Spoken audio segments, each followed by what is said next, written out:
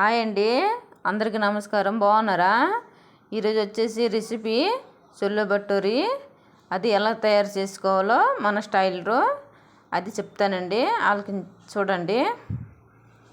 ఇలా కాబూలి శనగలు అంటే ముందు ఉడకబెట్టుకోవాలి.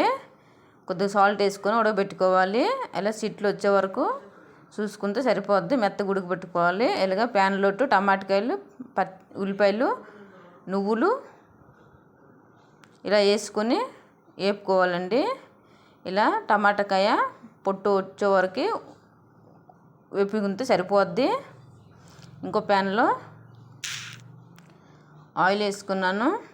అల్లం వెల్లుల్లిపాయలు అండి, అవి గ్రైండర్ చేసుకోవాలి మెత్తగా. ప్యాన్ వేసుకొని ప్యాన్లో బిర్యానీ ఆకు, లవంగాలు, చెక్క, మసాలా దినుసులన్నీ వేసుకున్నాను. కొద్దిగా మర్చిపోయాను అక్కడండి, జీరా కూడా వేసుకోండి.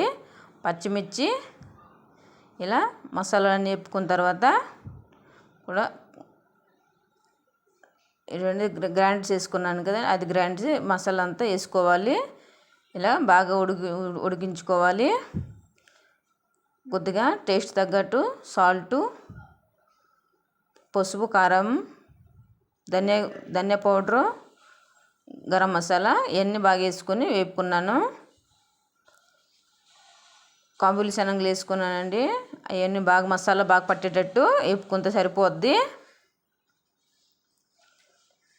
ఇలా మసాలా అంతా పచ్చివాసన పోయే వరకు వేపుకుంటే సరిపోద్ది.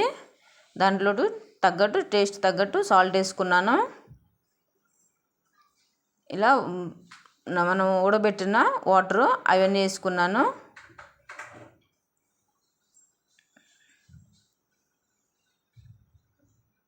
ఆ వాటర్తోనే సరిపోద్ది, మరి ఎక్స్ట్రా వాటర్ వేసుకోకండి.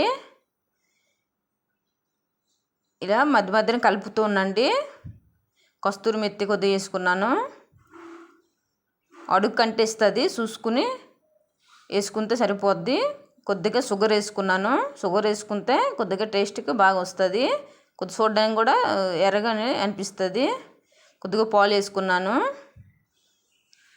చూడండి వీడియో మీకు నచ్చితే తప్పగా ట్రై చేయండి. ఇలా రొట్టి, చపాతి,